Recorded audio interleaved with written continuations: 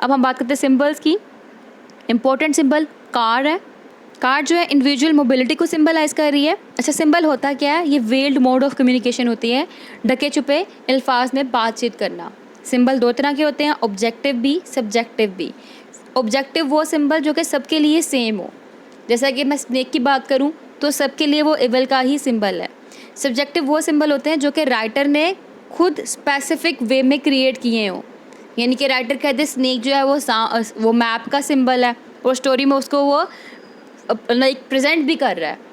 ठीक है, तो ये क्या हो जाएगा? ये हो जाएगा सब्जेक्टिव सिंबल। सब्जेक्टिव वो जो कि राइटर ने अपने स्पेसिफिक सिंबल बनाए हों, ऑब्जेक्टिव वो जो कि सबके लिए सेम हो। तो यहाँ पे बेसिकली दोनों तरह के सिंबल यूज़ किए जाएंगे जो इस प्ले के अंदर होंगे। एनी हाउ हम कार की बात करते थे, कार जो है वो इंडिविजुअल मोबिलिटी को सिंबलाइज कर रही है। इसके अलावा ब्रीफ केस जो विली लोमैन ने अपने पिक्चर में देखा होगा स्टार्टिंग में पकड़े हुए थे, वो उसके बर्डन को यानी कि दोनों बेटों को सिंबलाइज कर रही है। एक तरफ बिफ और एक तरफ हैप्पी, दोनों ही वो उसके लिए बर्डन बने हुए हैं क्योंकि वो उनका बोझ नहीं उठा पा रहा, जो उनको प्रॉपर वे में उनका खर्चा उठाना होता है, उनका खाना पीना करना होता है, वो नहीं कर पा रहा।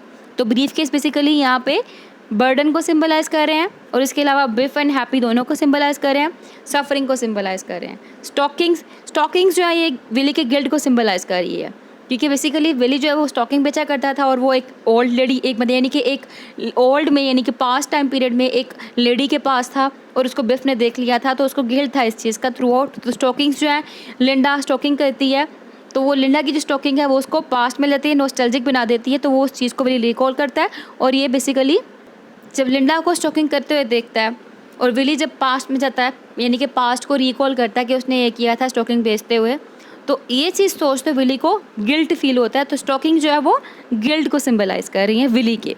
फ्लूट अगेन पास्ट को सिंबलाइज कर रही है जो कि इसका नॉस्टैल्जिया इंपॉर्टेंट थीम है। जब भी फ्लूट बजता है स्टोरी के बिल्कुल ओपनिंग पे भी फ्लूट बज रहा है, आगे भी फ्लूट बजेगा और जब भी फ्लूट बजेगा वहाँ पे पास्ट को लिंक किया जाएगा या मेमोरी को। विली की बात करें तो विली जो है वो खुद एक बहुत बड़ा सिंबल है जो कि हर एक अमेरिकन सिटीजन को सिंबलाइज कर रहा है। इनके जो 7 वर्ड लो मैन लगता है उसका मैं आपको बता चुकी हूँ कि उसकी क्या सिग्निफिकेंस है। लो मैन बेसिकली लो मैन को सिंबलाइज कर रहा है।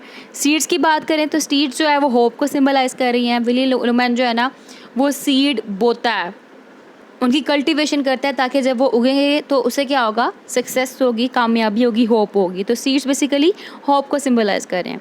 एस्पेरेन यहाँ पे सिंबलाइज करेगी एस्केप को जो कि लिंडा लेती है अगेन एंड अगेन। ठीक है, तो बेसिकली एस्पेरेन सिंबल ऑफ एस्केपिज्म है। ये कुछ सिंबल हो गए हमने डिस्कस कर लिए। इसके अलावा भी जब हम स्टोरी डिस्कस करेंगे और सिंबल्स या थीम्स हैं मैं उनको डिस्कस कर दूंगी वहाँ पे। तो अभी जो इंपॉर्टेंट थे मैंने उनको यहाँ पे कवर कर दिया है। अब हम बात करते